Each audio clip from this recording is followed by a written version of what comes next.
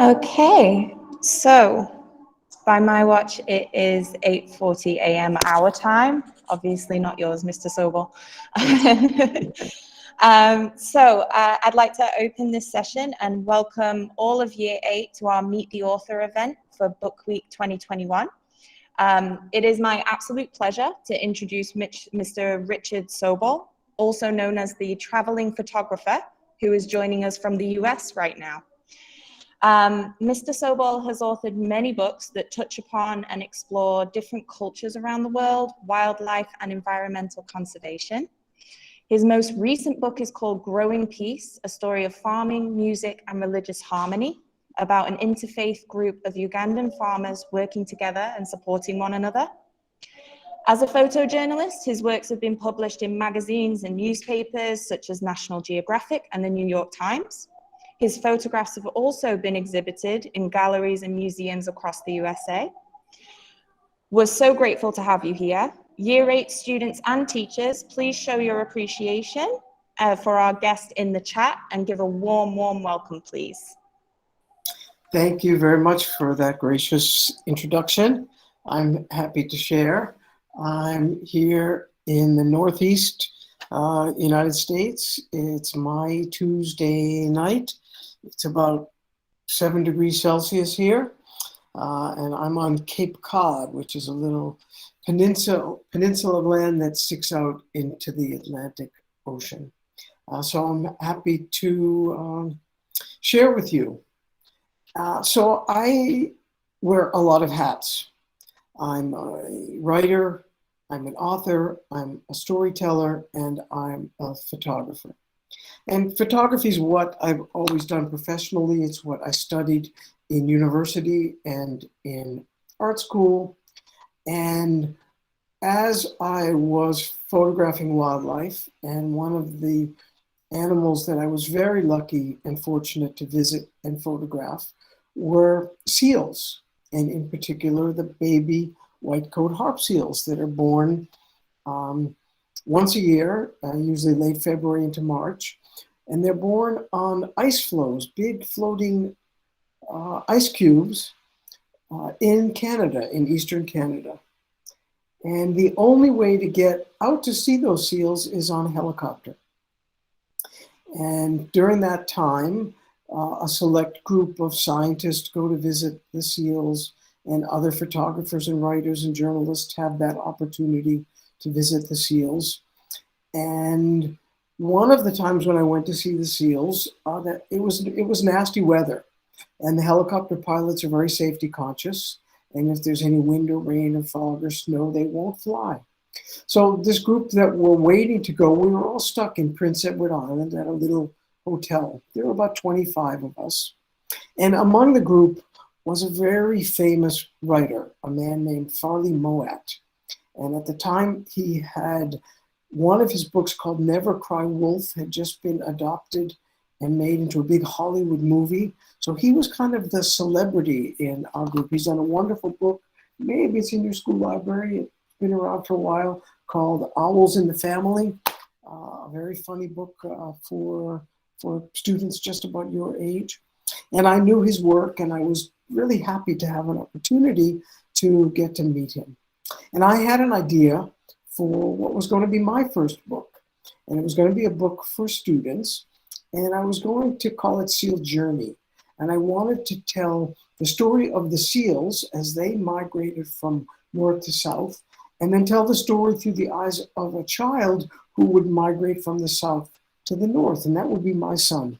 I was inviting my son, who was 9 at the time, to come to visit the seals. And I would use his excitement of learning about the seals and preparing for the cold weather as a way to tell the story. So I went to Farley Moat and I said, can I share an idea I have with you? And he said, sure, I'm not going anywhere. I'm stuck in this hotel. Amuse me, tell me your idea. So I said, well, the book's going to be called Seal Journey. The seals come from north to south. The child comes from south to north. They meet in the middle. And that's how I think I can help to tell the story of the seals. And he said, well, it sounds like an interesting idea. Good luck. And I said, well, I'm glad you're interested. I've been making the photographs. Would you write it? And then without stopping or hesitating, he looked at me and he said, no, no way. I'm not going to write that book. And I was a little startled because I'd like to hear yes when I ask somebody something, not as such a direct no. And I said, "What? Why can't you write it? What's the problem? I thought you liked the idea." And he said, "Well, it's not my idea. It's your idea. You have to write it." I said, "No, no, no. I'm a photographer. I don't know. I don't have my grammar correct. I don't always know about punctuation, and I don't always have my verb tenses matching, and I'm not comfortable writing it." And he said, "I love to listen to you talk. I love to listen to you tell stories. I come to some meals and I sit at your table because you're a great storyteller." I thought about it, and I do like to talk and have people listen. And I said, "But how will that allow me to make this a book?" And then he said 4 words, and he turned and walked away. He said, "Just write it down." And I stopped and thought, and I realized I was getting a gift. That here was a very famous, well-known author, writer, and he was giving me a piece of advice which I better listen to. So that day we weren't flying. I went back to my little hotel room, and I just started writing as if I was talking and telling the story. And I didn't worry then about punctuation or grammar. I just let that story flow. And that worked for me, and that became my first book. And I still pretty much write the same way. That first draft is a mess, and nobody on this planet should ever see it. But then I go back and I take time and I rewrite it, and I bring it to my editors and my teachers, and they sometimes get a little frustrated, and they help me through my grammar and make it technically proper for me. But I really am indebted to that time when Farley Mowat, the famous writer, turned me down, and that set me on my own course. So today I want to take you to Africa to meet one of my favorite animals. Hopefully I've learned how to do the presentation and screen sharing, and we will be set to go.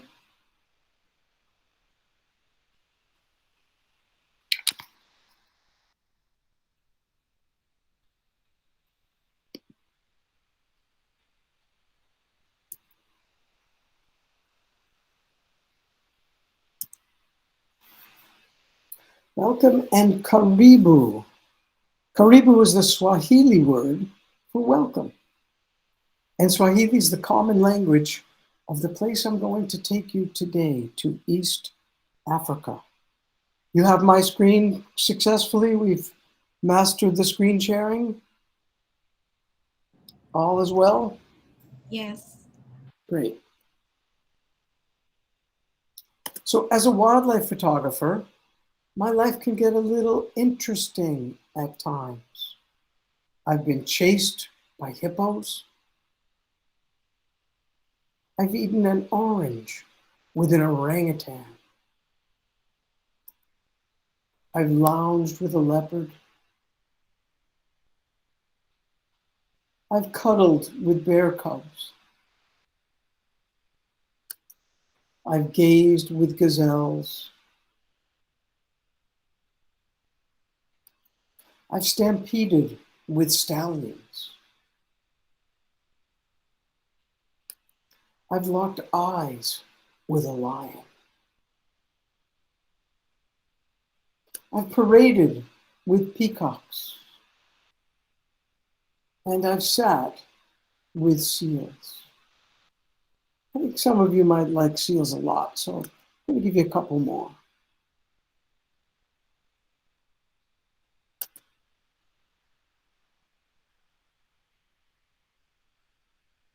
I've been splashed by the tail of a whale. I've run with, and sometimes I've had to run away from elephants.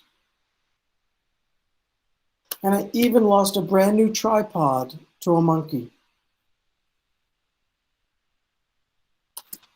I've started a book now in Kenya on the extremely endangered rhinoceros, particularly the northern white rhinos.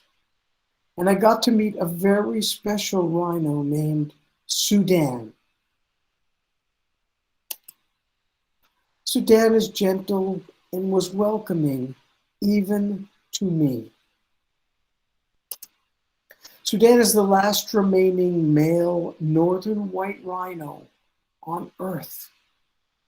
He's the last of his species.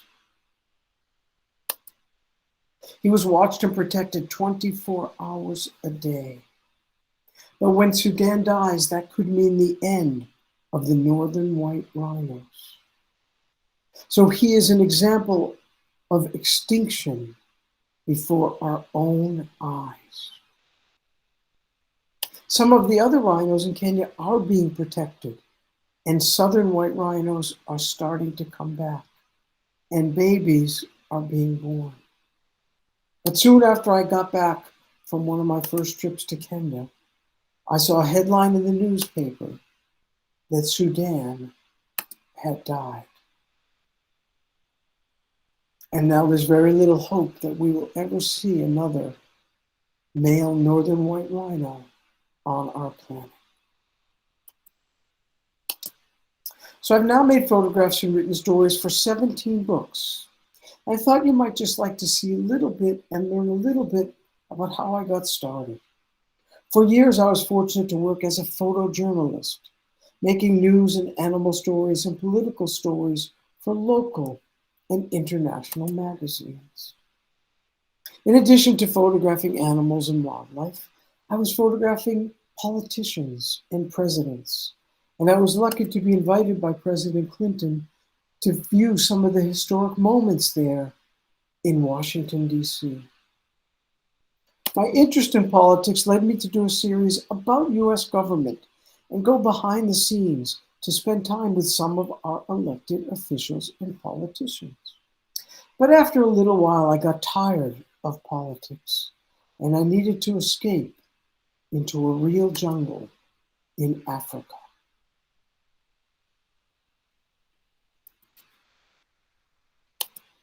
So with many natural habitats around the world rapidly shrinking and disappearing, I travel the globe to photograph species of endangered animals before they disappear. And one of my favorite animals, and also one that is among the most threatened and struggling for survival, is the mountain gorilla. Sadly, there are now less than 700 of these powerful yet shy creatures left on Earth. And maybe like many of you, I got my first look at a gorilla in a movie theater. But a lot of movies or cartoons often exaggerate gorillas and turn them into fierce bullies or mean monsters. And actually, they're quiet, peaceful animals, most often happiest to live without ever meeting people at all. So I made a long journey from my home in the United States to East Africa, hoping to stare deep into the wide eyes of some of our world's few remaining mountain gorillas. Those gorillas living in Uganda.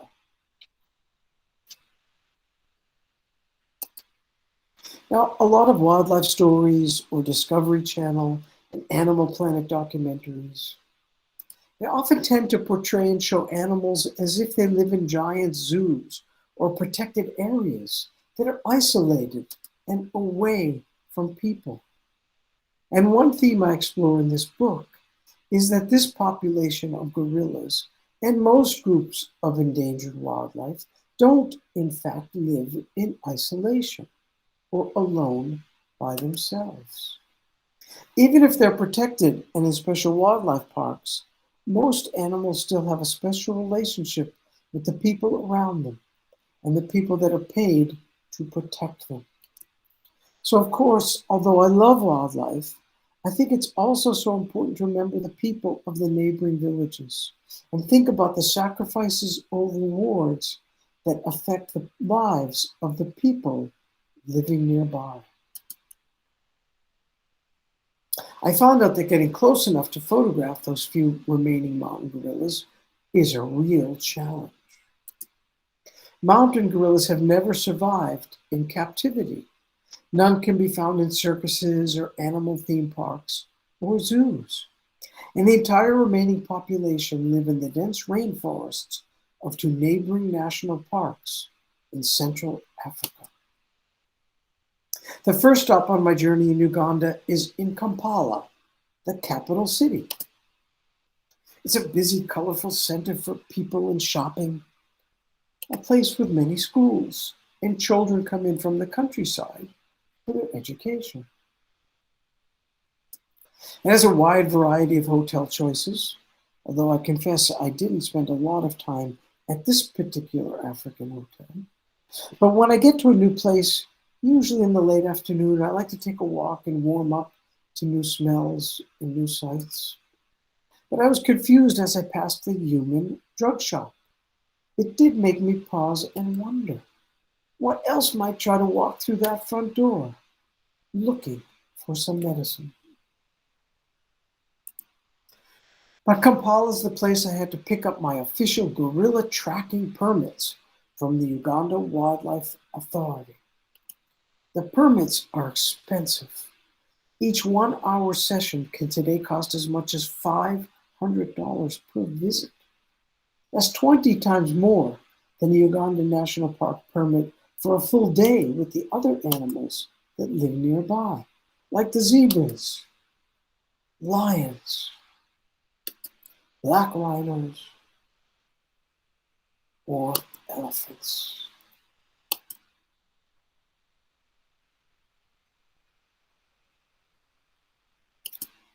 Even though this is a lot of money, I know the small fortune is going to help protect many other endangered species. And the money raised through gorilla tourism and those expensive permits I just bought will help the Uganda Wildlife Authority pay park rangers to protect all the plants and animals and provide medicine and research studies for other species that need help too. The money also goes to repair the local roads and provide medicine and care for local children. So the people living near the animals have the gorillas and the tourists that visit them to thank for the resources that keep them healthy. After I have my permits, it's still a long 8-hour drive to the southern mountains, a journey that starts in the northern hemisphere and ends across the invisible line that marks the equator in the southern hemisphere.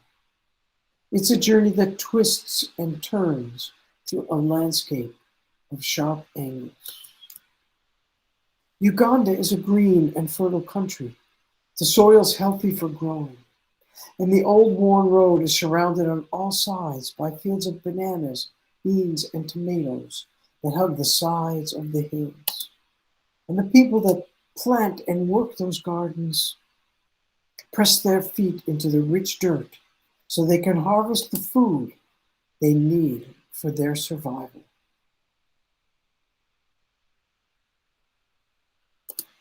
There are very few cars or trucks traveling here, and the roads become wide sidewalks alive with people.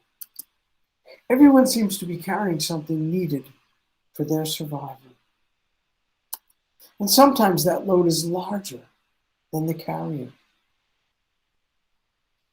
I love bikes and scooters, and I have a few in a collection here at home. But I'd never seen a two-wheeled vehicle quite like this anywhere before. These boys had made these scooters themselves. They cut and carved the dried wood and held everything together with pegs and string. They offered to make one custom fitted just for me. But I didn't think I could check it in on the airplane as yet another piece of luggage alongside all my other travel and photo gear. Nestled into the valley gardens are homes built out of mud and sticks and dried grasses. They kind of look like chocolate cupcakes with drips of mocha frosting running over. Throughout the day, wisps of white smoke stream through small holes in the roofs, rising up from the cooking fires burning within. And as I traveled by, the scent of burnt charcoal filled my nose. As I got near to Kisoro, the town closest to where the mountain gorillas live, one set of jagged peaks replaced another around each winding corner, and the long rays of sunlight fell into deep shadows. In this small corner of Africa, 3 countries, Uganda, Rwanda, and the Democratic Republic of the Congo, meet in a chain of rough mountains called the Virungas. The steep slopes all around are part of an active volcanic range that thrusts high up into the soft rain clouds, and it is here that the last remaining mountain gorillas make their home. The gorillas are separated and divided. The 2 populations once lived together in a single large forest, but little by little, African farmers cleared the land in the Central Valley of the gorilla habitat. And the gorillas divided into 2 separate groups, while the farmers stayed in the middle. Rising the next morning before daybreak, I drive from Kisoro to my first scheduled meeting with the gorillas. I can see the dense forest that defines the border of the protected conservation land of Bwindi National Park. It's easy to recognize. Small homes and gardens push right up to its rough edges. I check in to meet my guide. His name is Silver Mbonigamba. Silver grew up on the border of Bwindi National Park, and now today he works there as the chief ranger.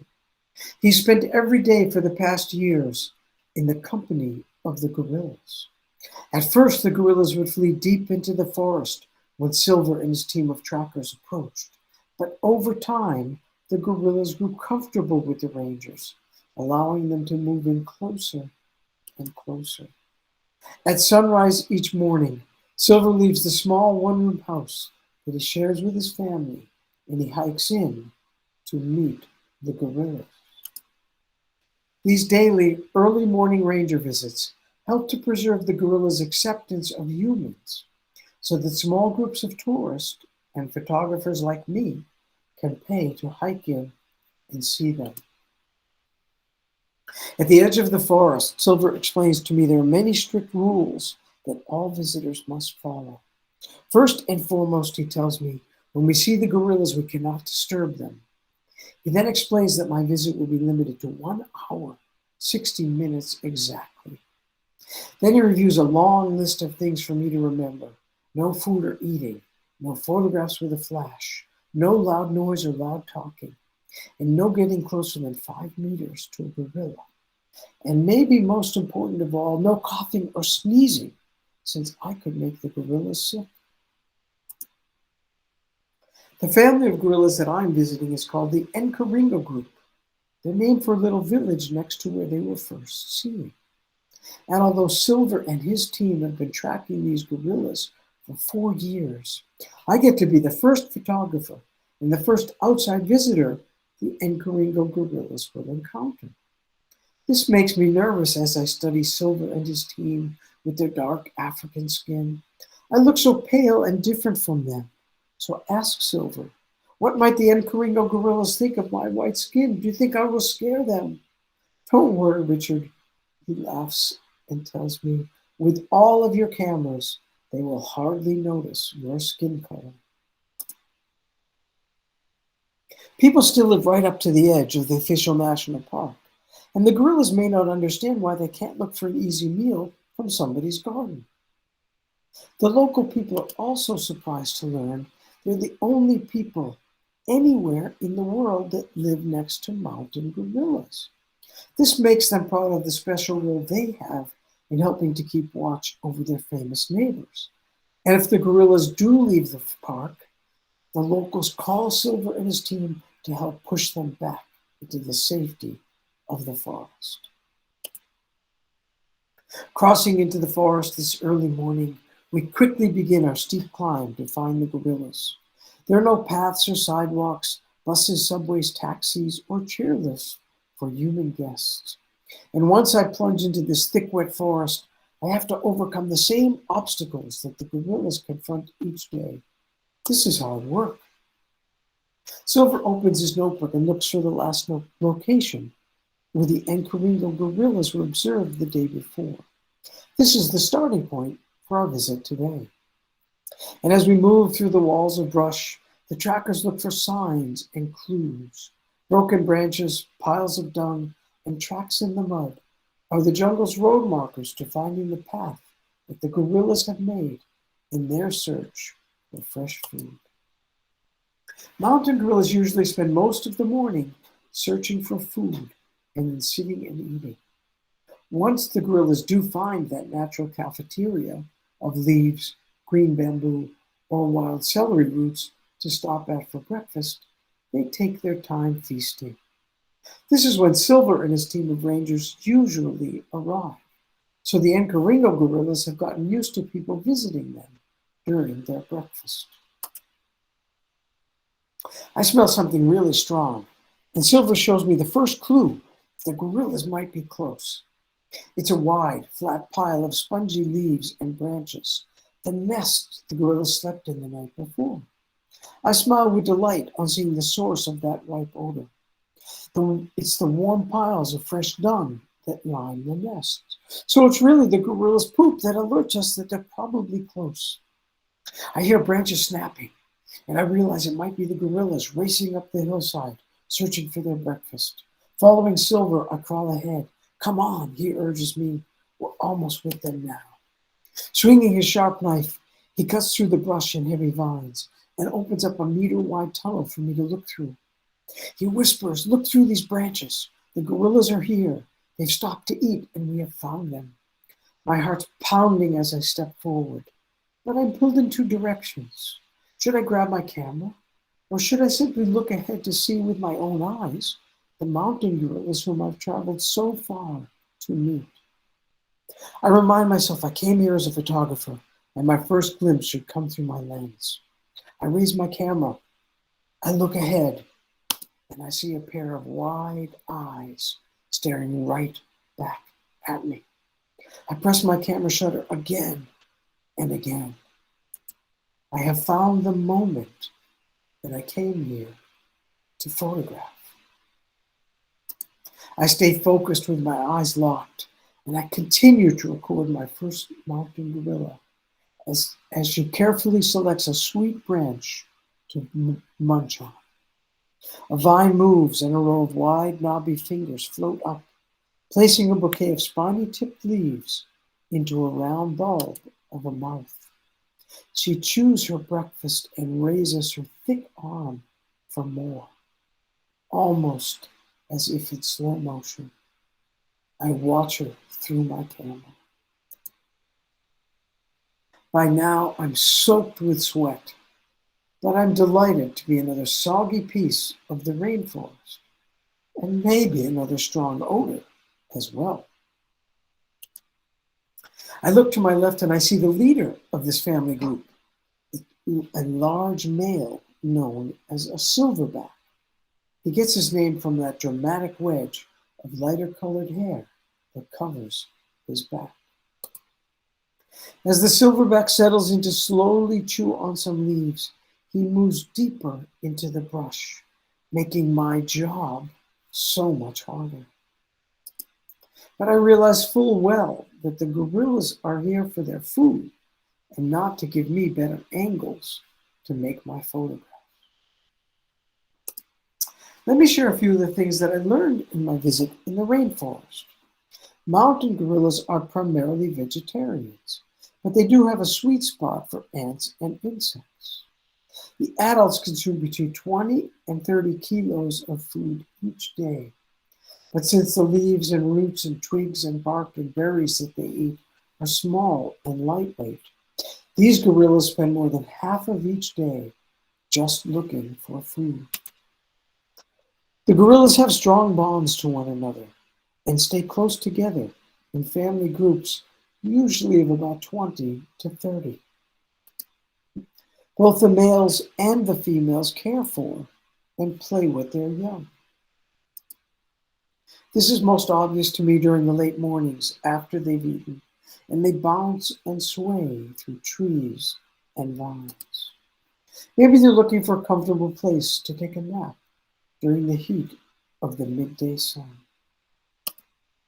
The babies and smaller gorillas cling to the adults as family members groom one another, picking bugs and other gunk out of their deep coats. The babies will nurse and stay right next to their mothers for the first 6 months of their lives. After that, they slowly start to roam and explore more on their own. But where are the young gorillas? I still was hoping to make that photograph too. And with only minutes left of my permitted 1 hour, I looked way up a tall kapok tree, and a small 1-year-old emerged from the branches for just a few seconds. I had just enough time to focus and hold down the shutter for a quick sequence. As this playful gorilla hopped between shadow and direct sunlight, giving me a real test of my photography skills. And then finally settling in so I could make one portrait, just as Silver held up his hand and signaled to me that my hour was past and it was time to give the forest back to the gorillas. Although all of my gorilla visits have been to Uganda, the gorillas themselves travel internationally without visas or tour guides. They cross into neighboring Rwanda and the Democratic Republic of the Congo as the seasons change, and they pursue food supplies on all sides of the border that cuts into their small home range. But there's still many problems facing the mountain gorillas. There's still conflict and war and fighting in this corner of Africa. And bombs and bullets sometimes also hurt the gorillas. Yet the benefits that visitors and tourism bring to the local people are shared on all 3 countries. But the gorillas themselves have no passports. The gorillas are free ambassadors, bringing people to see them in Africa and bringing smiles to the African people that live right alongside them as they invite everyone to a breakfast in the rainforest. Thank you so much for being such good watchers and listeners. And I hope we have time now. I can take a few of your questions.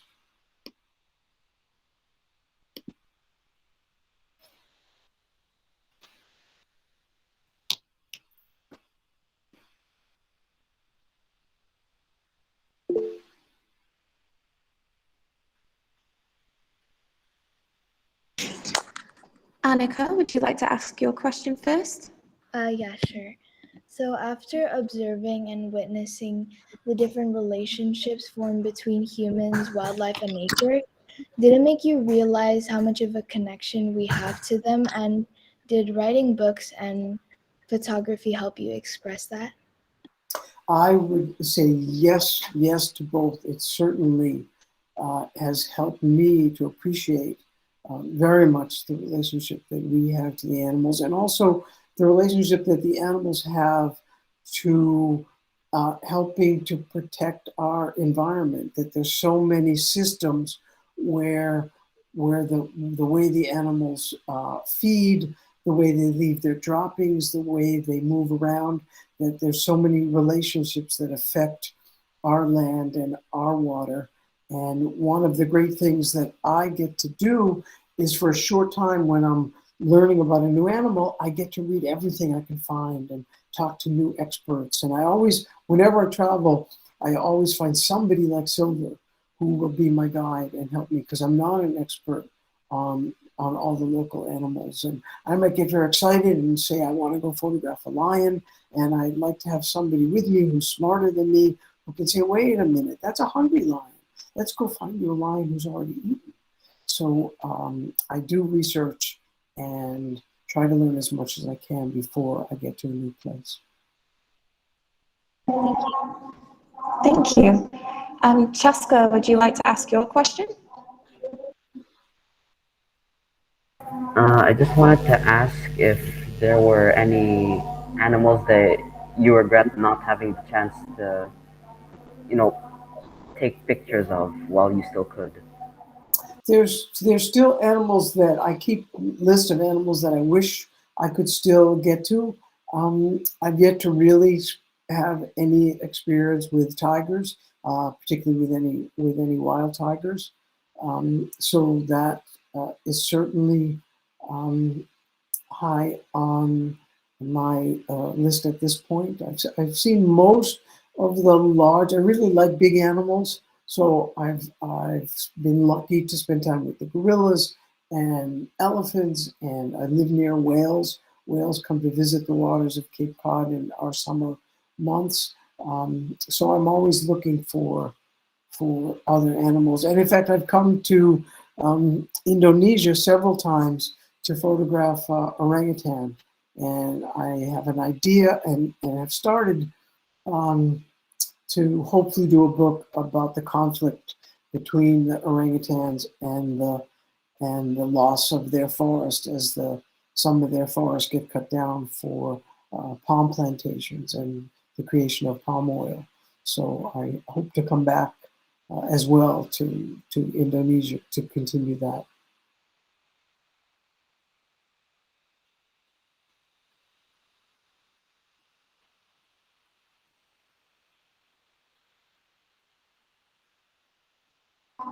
Thank you so much. Do we have any other questions from students or staff?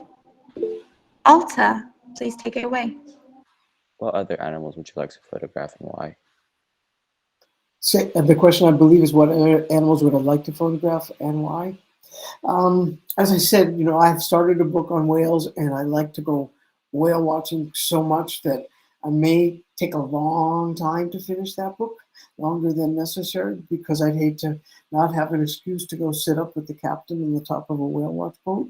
So I'm taking a little longer to finish that book, because once I finish it, I might not be as welcomed on the whale watching boats. So that these in particular the humpback whales, because they do a lot of surface activity. I'm not a diver, so I don't have access to underwater photography. So that's one animal that I still continue to explore and photograph. Cool. Jasmine, would you like to ask your question? Have you ever thought of doing underwater photography to take pictures of sea animals? I've thought about it, but again, I know my strengths, and actually one of my strengths is being very patient and waiting. And I know that if I'm underwater, I have a very limited amount of time. So I have yet to explore much in the underwater realm. Thank you. Atov? If you can bring one extinct animal back to life, what animal would you like to photograph? Oh, that is a great question. Well, right now, I'd love to get those northern white rhinos back. There's some science, very expensive laboratory science going on to try to impregnate a southern white rhino with the DNA of a northern white rhino. So maybe in our lifetime we can see that happen. Thanks. Rania, would you like to share your question? Yeah. What's the best thing you've learned after all the traveling and exploring you do? Oh, that's a great question, and I do a lot of presentations, and congratulations, because that's a new question that I haven't gotten. I think what I've learned that is that I think we can all begin to be aware of how we can help. I know that it's hard because I live far from your orangutan, and you live far from my whales, and what can we do on a daily basis? But I know in particular that small things like being aware of the conflict, for example, with palm oil, and thinking about how in our life we might begin to understand how prevalent that product is, and maybe ways that we can try to consume less if we think it's important to save the orangutan. I think we can fit in just one more question. Advik? Thank you. Good morning. My name is Advik. So my question will be that as you travel quite frequently to sub-Saharan Africa and Southeast Asia, were you able to also a bit like understand the people, because like maybe they are having some problems, or some of their as maybe like they're caring for the animals, but at the same time they might be having some problems of their own. So were you able to understand some of their point of view as well? I think that to me as a storyteller, that's a very important part of the stories that I tell. And I know you might be familiar with some nonfiction books where you just get facts and figures and dry information, but all of my wildlife books always have people in them.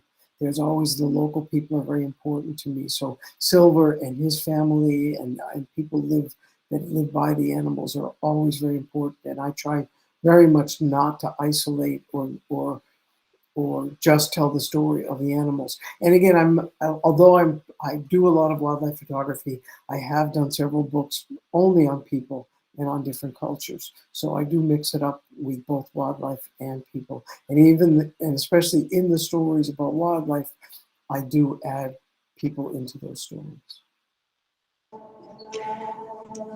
Yeah, and thank you so much, Hiro, for your questions Thank as you well. all. Yeah, I'd like to say on behalf of all of our students and staff here, thank you so much for giving us your time today. This does conclude our Meet the Author event. Please show your appreciation either in the chat or with a clap one more time. And thank you so much. Thank you, students. Please do make your way to period 3. And once again, very, very, very big thanks to Mr. Sobol. Thank you. Thank you all. Thank you. Thank you. Thank you. Bye-bye. Thank you, Mr. Richard.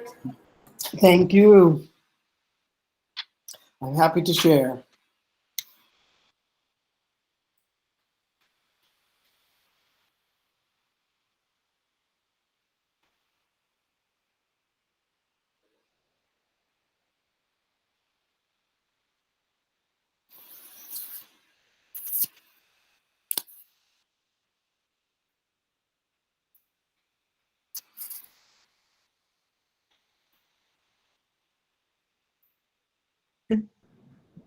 So next meeting, 9:30.